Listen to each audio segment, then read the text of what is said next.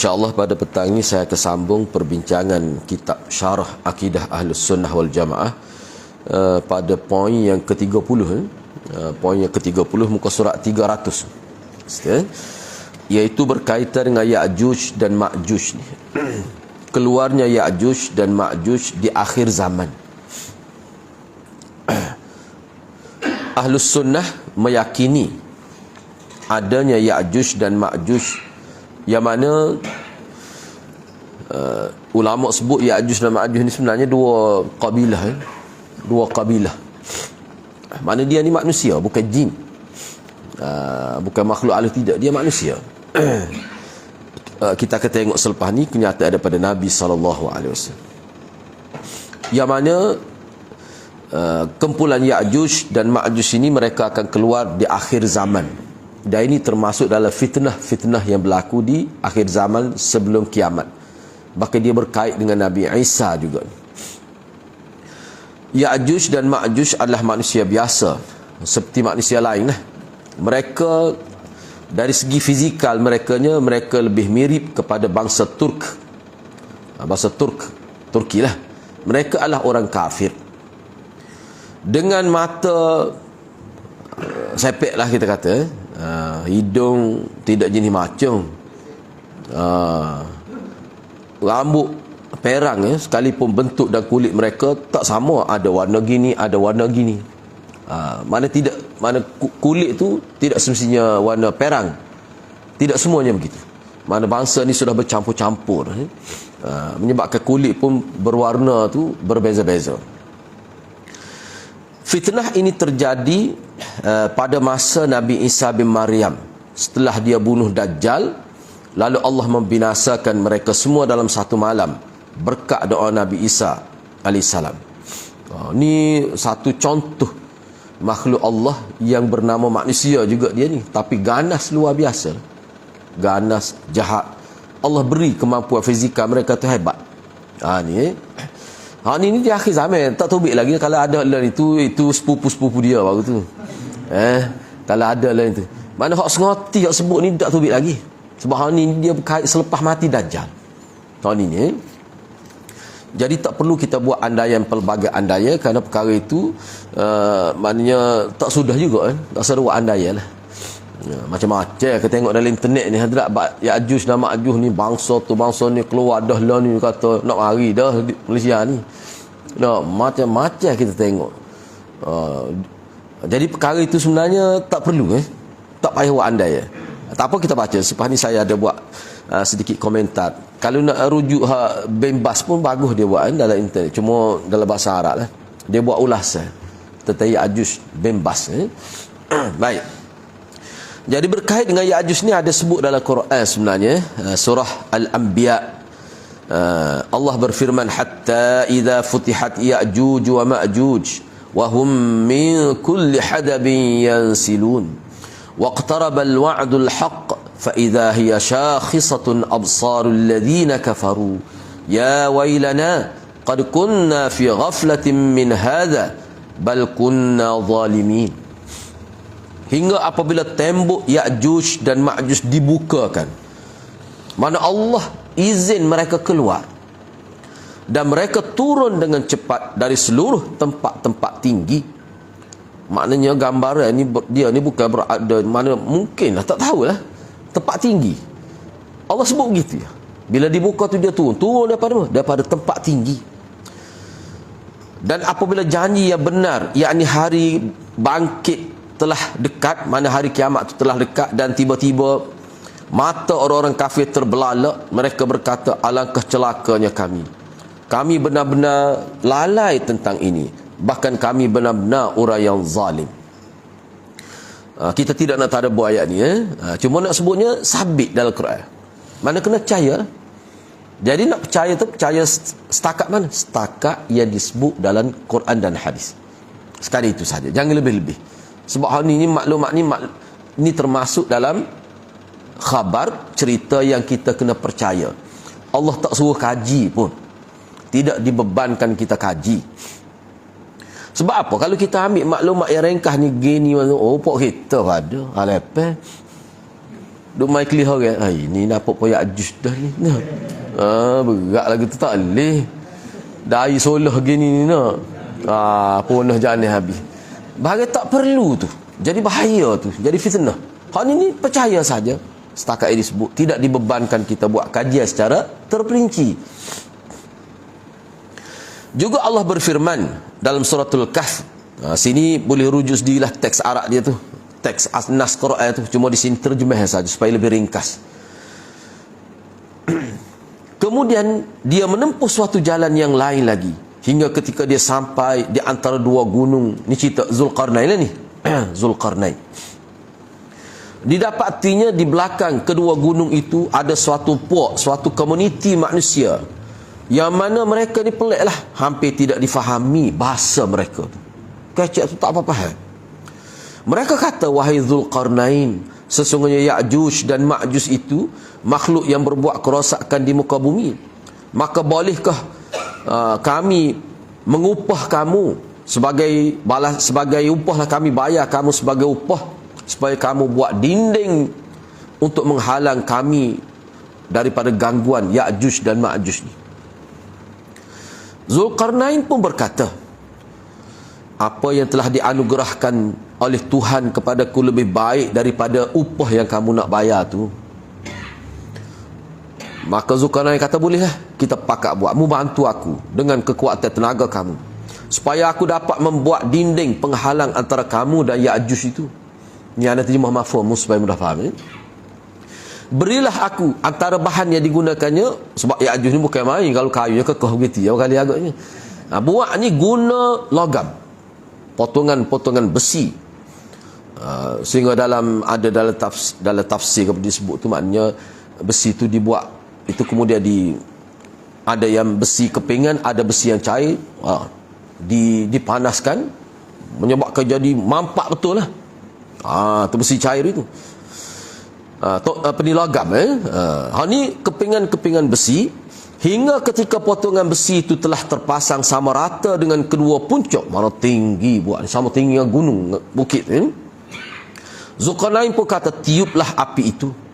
Ketika besi itu sudah menjadi merah seperti api, dia pun berkata, berilah aku tembaga yang mendidih agar dituangkan ke atas besi panah itu. Maknanya orang Kelantan panggil bergadip molek lah.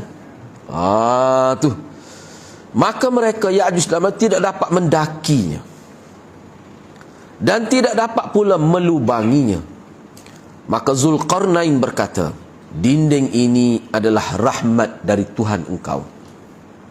Maka apabila janji Tuhanku sudah datang, dia akan menghancur luluhkannya. Maknanya dinding ni dia akan rosak sampai masa dia. Tu. Dan janji Tuhanku itu benar. Maka di sini maksudnya Ya'juj dia akan keluar sampai masa dia. Tunggu Tuhan izin saja.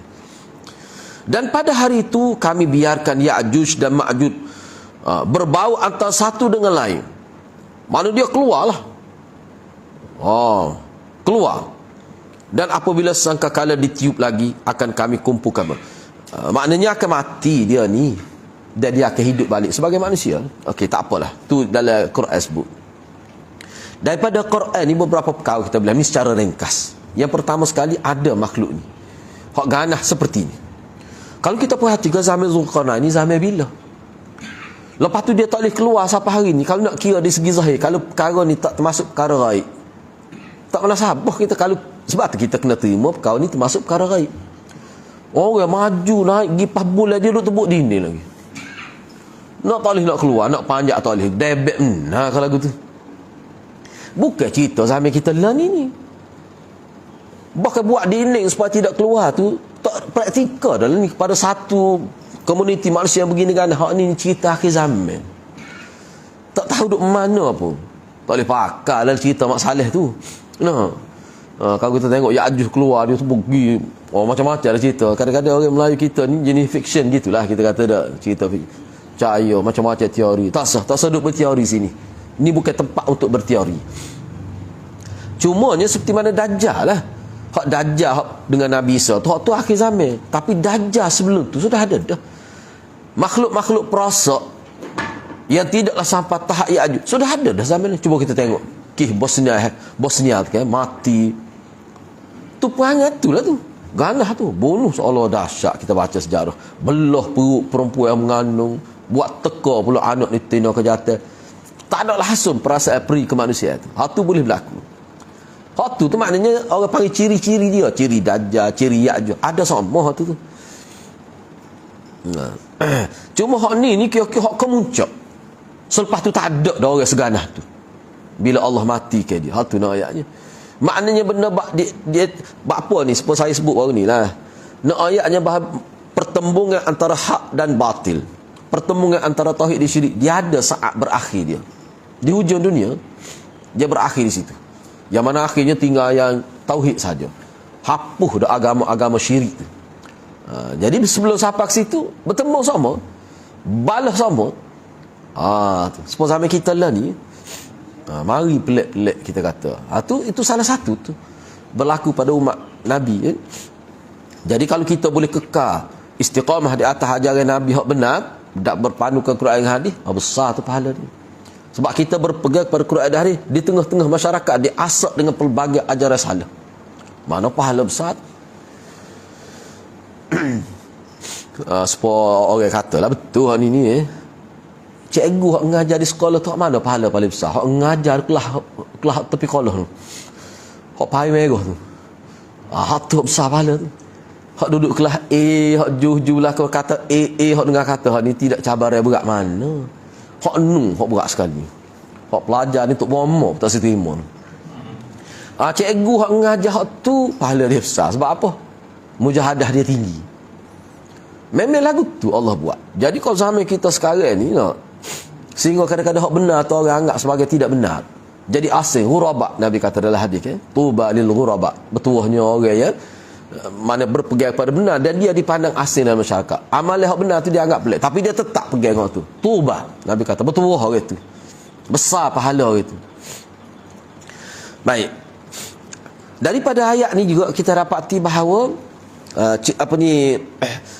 mana watak Ya'juj ni dia lebih menjurus pada watak manusia yang sudah hilang dah dia punya fitrah itu. Dan dia ni disebut mana orang kafir manusia dia ni. Yang ketiga, ayat ni juga mengisyaratkan bahawa manusia ni boleh sapa tak sekejam itu. Boleh sapa. Jangan kita kata manusia ni baik sebab dia ada otak, ada akal. Quran sebut dah dia kalau silap mana silap dididik dia boleh jadi lebih sesak daripada binatang. Hilang fitrah. Tu. Ni contoh ni. Tapi hak ni nak Allah tidak buat. Tubik lah ni lah. Tu. Tapi sebenarnya tak tahu bila. Takut esok nak tahu dah lah. Tak nak kata. Mengapa tu tak tahu ya. Tu. Sebab tu sahabat Nabi Abu Hurairah doa supaya dia tidak hidup zaman ni. Jangan buat meta tak terkalu. Lama kita gida ya Allah biar nak tengok lah mana benda Ya'juj Ma'juj. Dia ingat lagu mana. Sahabat doa supaya dia tidak diletak di zaman ni. Baik, Rasulullah bersabda, sesungguhnya Ya'juj dan Ma'juj sedang berusaha keras untuk melubangi dinding. Setengah ulama kata hadis-hadis ni dia sebenarnya isyarat-isyarat, banyak isyarat-isyarat. Dia pun tengok di sini. Rasulullah bersabda, sesungguhnya Ya'juj dan Ma'juj, mana ada dah dia dalam ini. Sedang berusaha keras untuk melubangi dinding. Setiap hari duk tebuk dinding hak Zulkarnain buat tu. Sampai apabila mereka melihat sinar matahari, maka mereka berkata, pulailah kita sambung esok pula. Tu terjemah yang mudah. Dah berlubang dah nampak ni, esok mana kita sambung lah. Moga gelak dah ni kira-kira gitu dah. Kemudian Allah tutup semula lubang tu, kembali seperti asal. Bahkan lebih kuat daripada sebelum ditebuk itu. Sehingga jika waktunya telah tiba, Allah akan mengiringkan mereka kepada manusia sesuai dengan keinginannya. Maka mereka kembali menggali, melubangi. Sehingga apabila mereka melihat cahaya matahari, begitulah seterusnya berlaku. Nak kali, nak siap, nampak lubang, klik pula, sama pula esok. Gitulah pula jadi. Jadi pemimpin mereka kata, pergilah kalian untuk melubangi, nak tebuk dinding tu, nak keluar ni. Esok pula kita buat, insya-Allah. Kemudian mereka kembali nak melubanginya, dan ternyata dinding tersebut sudah seperti keadaan semula saat mereka tinggalkan kemarin. Tetapi mereka terus melubanginya dan akhirnya mereka pun berhasil keluar. Maknanya setelah melalui percubaan demi percubaan, akhir sekali berjaya juga. Di sini ni banyak sebenarnya isyarat. Maknanya mana orang kafir tahu. Ni dia panggil izin, bukan redha. Manusia jahat ni dia boleh buat sesuatu di luar daripada kita kata kewarasan, jahat luar biasa. Bila Allah izin boleh berlaku, nak uji kita. Allah izin, boleh keluar dia. Tapi bukan makna Allah redha. Allah tak redha, cuma Allah izin. Jadi kita ni orang Islam ni kena kuat jugalah nak hadapi tu. Tu. Mereka mengeringkan air dan orang-orang berlindung di benteng-benteng bila puak dia keluar ni. Mana dia ni tak ada sifat baik. Mereka melepaskan anak panah ke langit. Lalu anak-anak panah itu kembali jatuh semula ke bumi dengan berlumuran darah. Maka mereka berkata dengan sombongnya, kita telah mengalahkan penduduk bumi dan langit. Dia kata dia panah kena malaikat agaknya. Siapa buat mana teruk nah ni gambaran ni. Kemudian Allah mengiringkan sejenis ulat pada tengkuk mereka hingga mereka mati. Maknanya manusia biasa tak mampu nak hadapi mereka. Nabi Isa pun kena berdoa. Berat ni pokok dia ni ujian ni akhir zaman ni. Akhirnya Allah matikan mereka dengan ulat pada tengkuk. Kemudian Rasulullah sallallahu alaihi wasallam bersabda, demi Tuhan yang jiwa Muhammad berada di tangannya, sesungguhnya binatang melata di muka bumi menjadi kenyang dan gemuk kerana makan daging pokok dia. Makna kalau nak kambuh, hadis ni sebenarnya gambaran nama pokok dia ni ramah ni. Siapa kalau nak kambuh nak itu tak erok. Biar begitu, bergelimpangnya begitu. Binatang dimakan oleh binatang, gemuk metong binatang.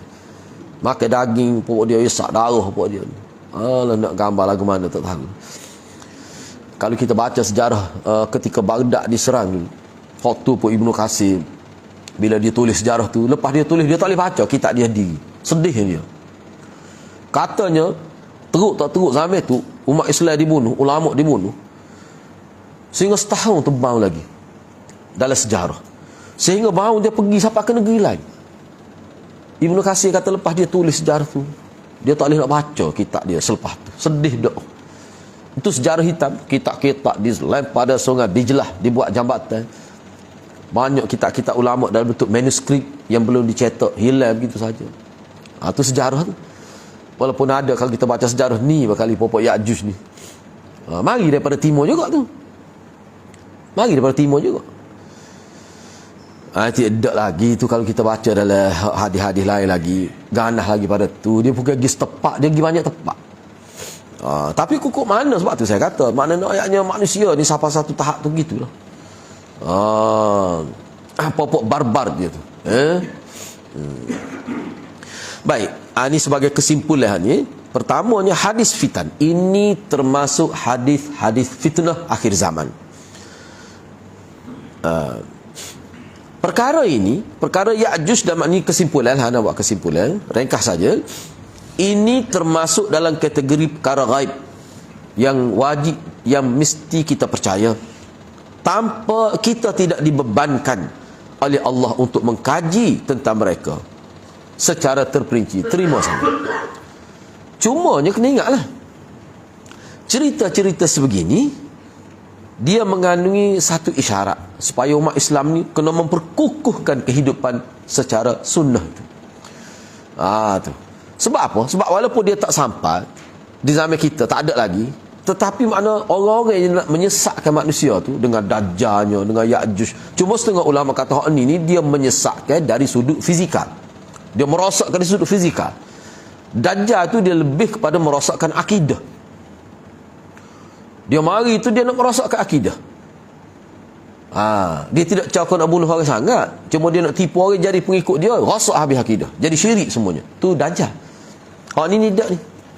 Hak ni dia kena bunuh manusia. Dia melakukan kerosakan di bumi. Manakala hak tu nak merosakkan akidah umat, hak ni nak merosakkan fizikal. Semuanya adalah merupakan bangsa yang memusnahkan, bangsa pemusnah. Jadi kena berhati-hati. Jadi maknanya kita kena memperkukuhkan keimanan kita, kena buat semakan terhadap setiap ibadat kita, akidah kita. Itu maksudnya. Baik, seterusnya kita pergi kepada poin yang ke 31 ya. Terbitnya matahari daripada barat. Terbitnya matahari daripada barat. Ahlus sunnah meyakini tentang terbitnya matahari dari barat sebelum berlaku kiamat. Padahal kita kata matahari terbit ni sebelah timur sekarang ni. Nah, mana naik daripada Jepun tu kita kata dah. Hak biasanya. Bahkan dalam riwayat sebut hari berlaku ni orang-orang hidup sampai tu terkejut. Mana bayar kita ada alik ni hari ni.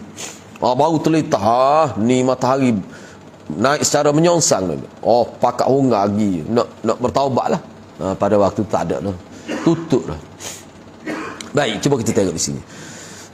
Jadi ahli sunnah meyakini tentang terbitnya matahari dari barat sebelum hari kiamat. Allah berfirman dalam surah Al-An'am ayat 158. Hal yanzuruna illa an ta'tiyahumul malaikah aw ya'tiya rabbuk aw ya'tiya ba'du ayati rabbika yawma ya'ti ba'du ayati rabbik la yanfa'u nafsan imanuha lam takun amanat min qabl aw kasabat fi imaniha khaira qul intaziru inna muntazirun. Yang mereka nanti-nantikan hanyalah kedatangan malaikat kepada mereka. Malaikat ni mana malaikat? Kita kata yang mematikan mereka lah. Malaikat apa ni? Maut, malakul maut.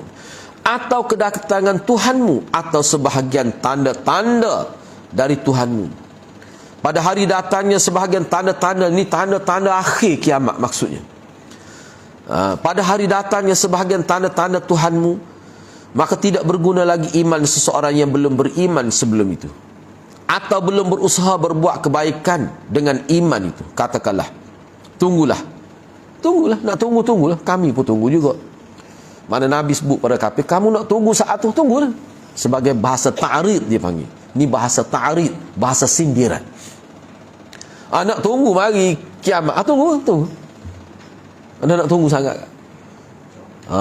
Tu bahasa kadang-kadang manusia ni bila kita kecek gitu dia lagi mikir kadang-kadang manusia. Duk gaya tasyatumah tu.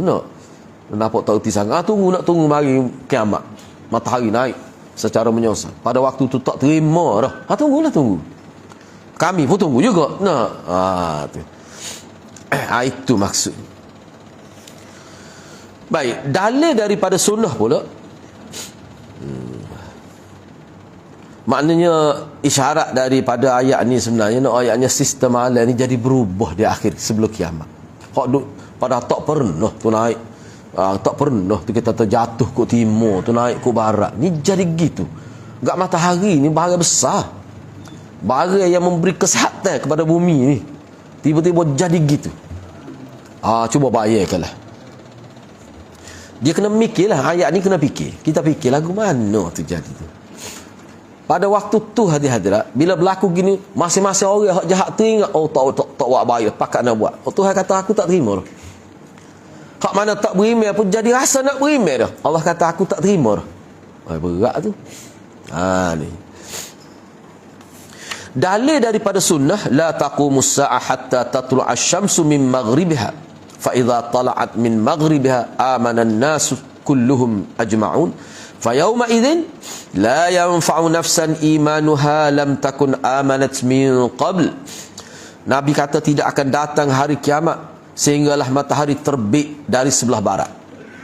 Sekarang ni terbit dari sebelah timur, terbit ke barat. Dan apabila orang-orang melihatnya telah terbit dari barat, mana orang yang hidup zaman itu, maka orang-orang yang di bumi beriman semuanya. Pakat beriman belakang tak beriman sebelum tu.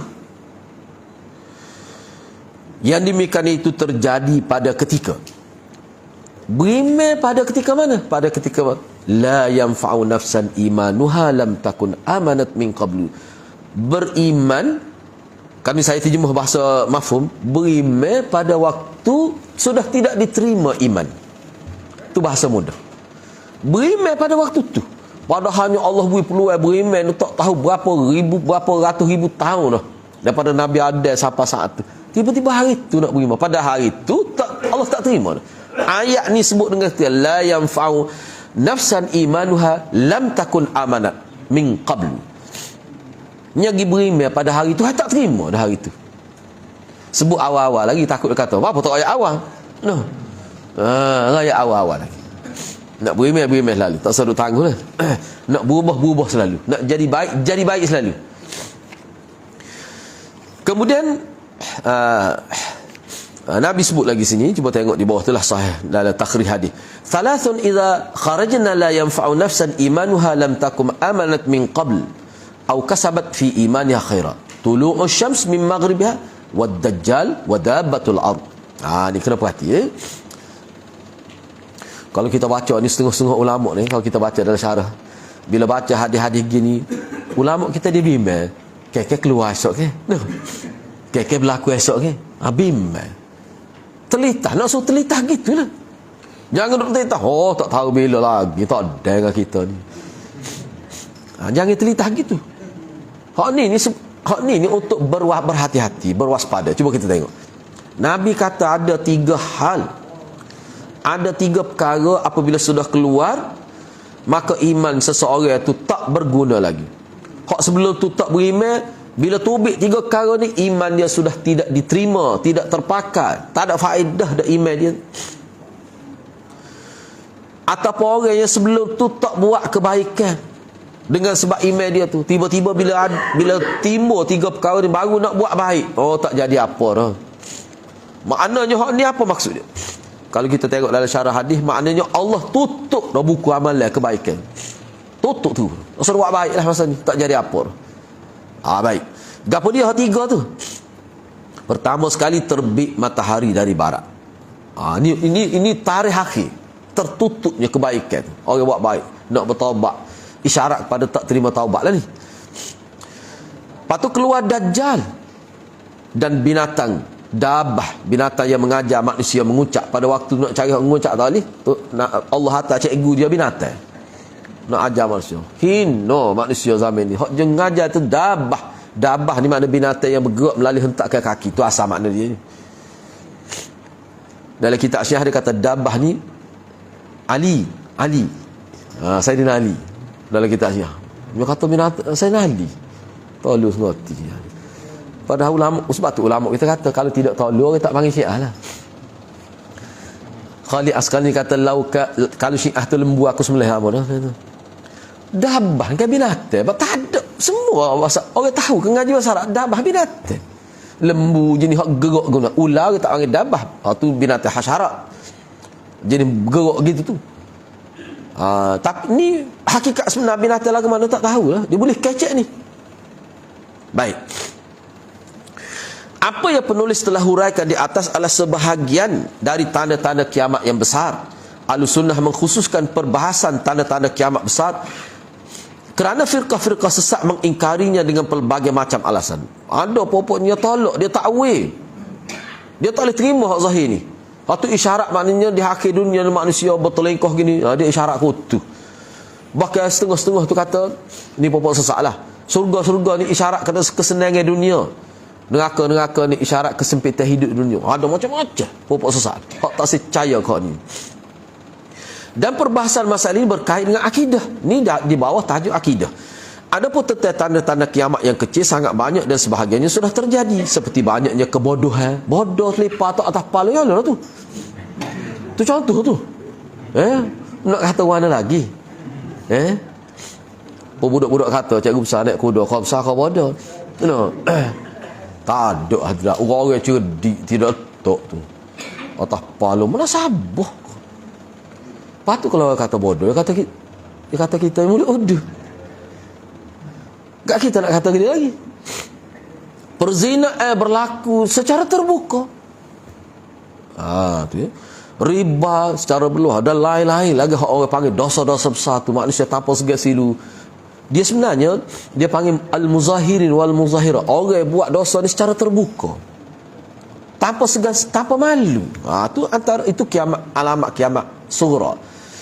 Sebab tu Profesor Dr. Umar Sulaiman Ashqal tu dia buat kitab kiamat alamat hak sughra, alamat hak kubra dalam kitab dia. Dan pembahasan tentang hal tersebut nanti dijelaskan dalam kitab-kitab lain. Hak ni dia sebut secara umum sahaja. Kemudian ke-32 ni kita bincang minggu depan, nak kena berhenti awal hari ni. sebab ada urusan. Jadi minta maaf lah berhenti awal.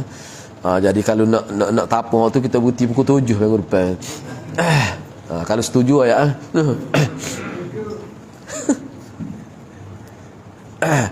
Jadi kita berhenti setakat itulah. Mudah-mudahan Allah berkati kita semua. Aku qauli hadza wa astaghfirullahal azim li wa lakum. Assalamualaikum warahmatullahi wabarakatuh.